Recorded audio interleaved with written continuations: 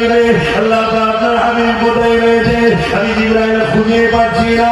আল্লাহ সময় বলতে লাগবে, এই জিবরাইল তুমি আসলে কান লাগিয়ে রাখবে, শোনো যে জায়গা থেকে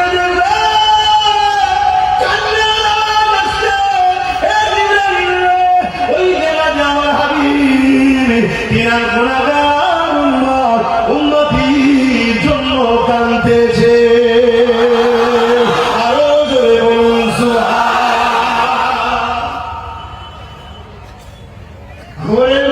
বাংলার মানুষ, মুমিন মুসলমান শোনো, আজ আল্লাহর আদর আমাদের উপরে আসিবে একটাই কারণ, রহমতের নবী আমাদের কাছে আছে আর কাঁদছে। আমরা যা ভুল করেছি এর শাস্তি আল্লাহ আমাদেরকে মিটিয়ে দিত। কেন্দ্র সরকার আইন তৈরি করলো আর রাজ্য সরকার সে আইনকে সাপোর্ট করলো।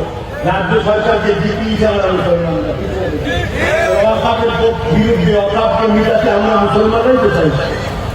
কি ভুল বলছিল আল্লাহ এর বড় আমাদের উপরে আজাদ এখনো দেয়নি, আমাদেরকে মিটিয়ে দেয়নি একটাই কারণ, আমার রসুল্লাহ ভুল মানুষের হয়।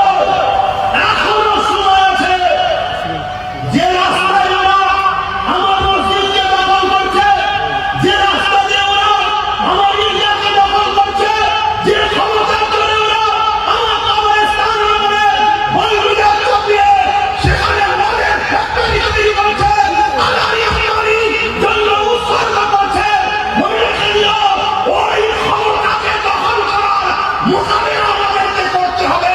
ওই ক্ষমতা দখল করে আমরা আবার ওরা যেমন আইন করেছে রাজ ক্ষমতা দিয়ে আমরা আইন করে আবার পুনরায় ফিরিয়ে নেব, এই চেষ্টা করা আমাদের দরকার আছে না? হাত তুলে সাক্ষী দেওয়া আছে না? হাত তুলে বলা আছে না? বন্ধ করে হাত তুলে রাখবে, হাত লাগাবে না, হাত তুলে রাখো। কে কে ওয়াকাফ বাঁচাতে চাই না আমাদের মধ্যে কেউ আছে কি? দেখো তো, দেখো ভেতরে কেউ আছে কি? কেন কেউ শস্যের মধ্যে ভূত আছে কি দেখা দরকার নেই বাবা। যে ডাল দিয়ে ভূত ছাড়ছি সে ডালের মধ্যে ভূত ঢুকে বসে আছে। আপনারা আমার কথাটা কি ভুল লাগছে আপনাদের?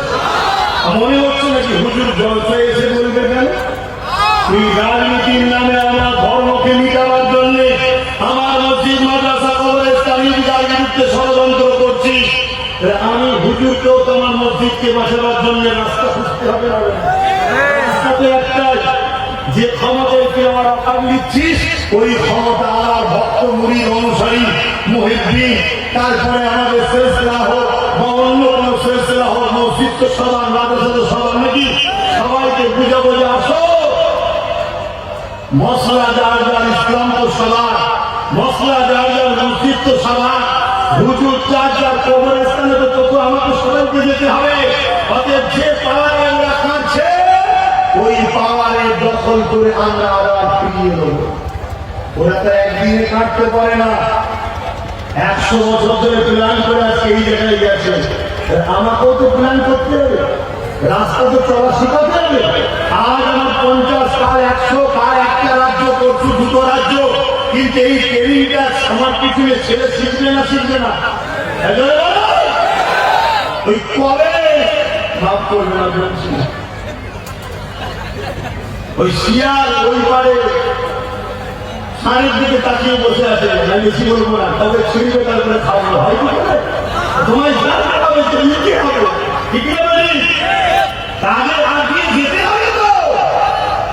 আজকে জমিয়ে চাষ করছো, ফল ভালো নাও হতে পারে, কিন্তু 5 বছর 10 বছর 20 বছর চাষ করতে করতে করতে করতে একদিন চাষযোগ্য মাটি হবে, ফল বাড়বে না, বাড়বে না?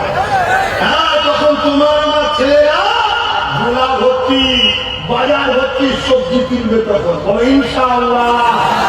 হাত গুটিয়ে বসতে করে হবে, হাত গুটিয়ে বসতে হবে। আরো ভয়ানক দিন আসবে, শুনছ?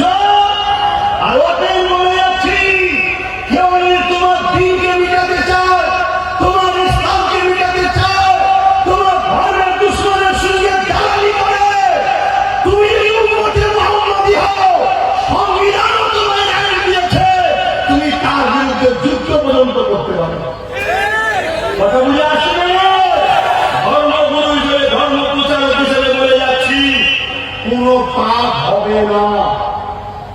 শুনছেন না শুনুন না?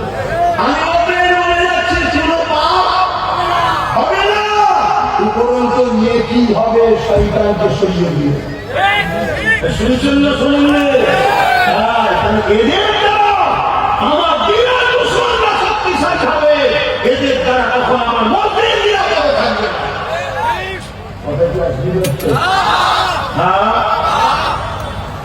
আমি তো আবার বলছি, আমি প্রায় বলি ভাঙলে পয়সা দিতে চাই না, এই খুব টেনশন, বুঝে বুঝে অর্থ করতে হবে, এত বুঝে অর্থ সময় আছে না। আমি পক্ষে থাকবো এইটুকু জানি, বিরুদ্ধে যে আছে তাকে বেরো, কামারের সঙ্গে বসে উঠিব।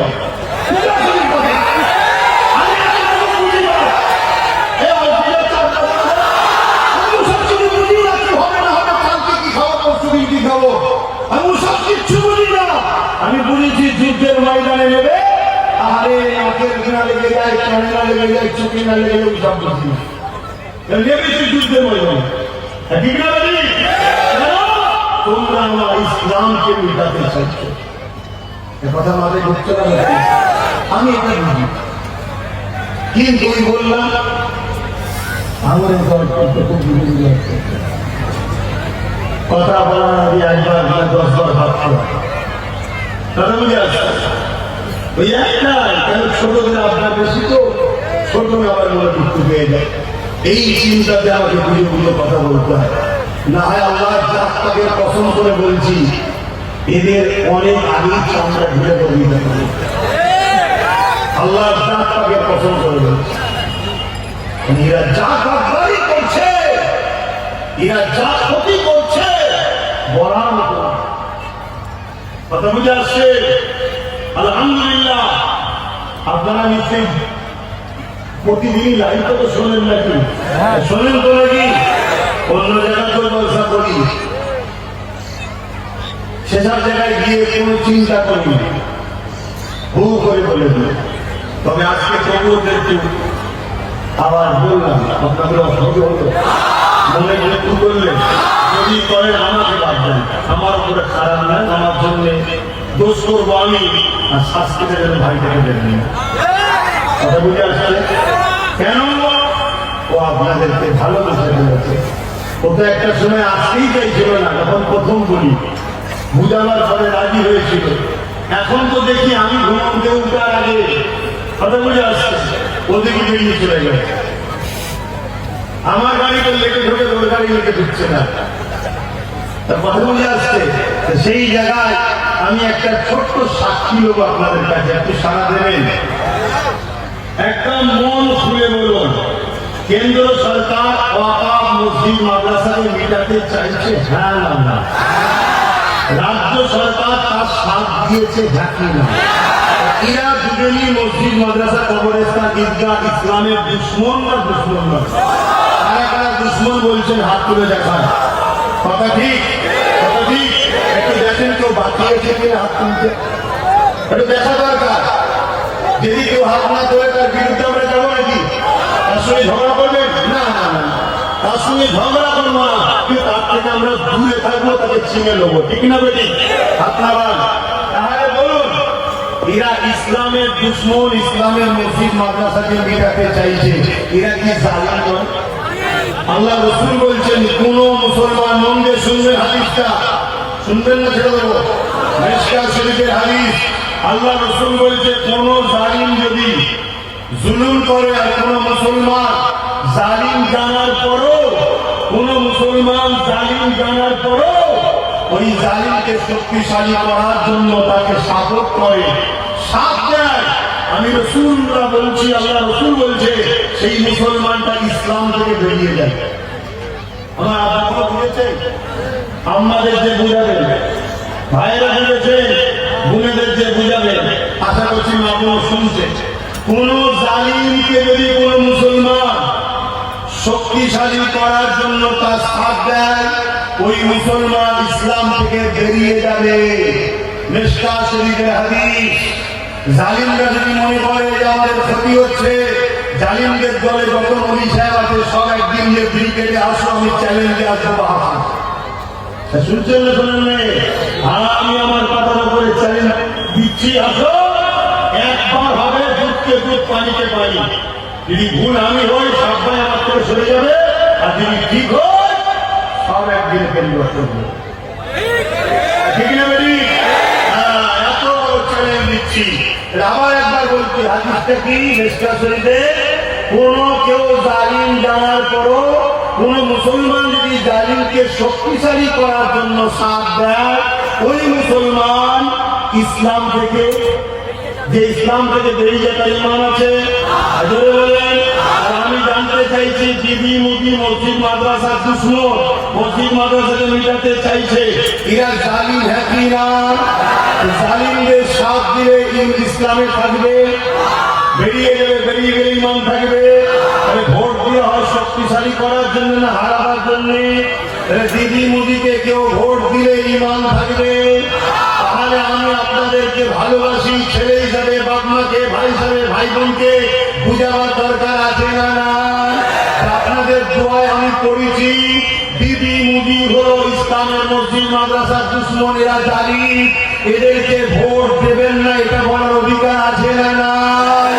আমার বাপ, আমার মা, আমার ভাই, আমার বোনকে বলে যাচ্ছি, দিদি মুদিকে ভোট দেবেন না, আমার কথা মানবেন।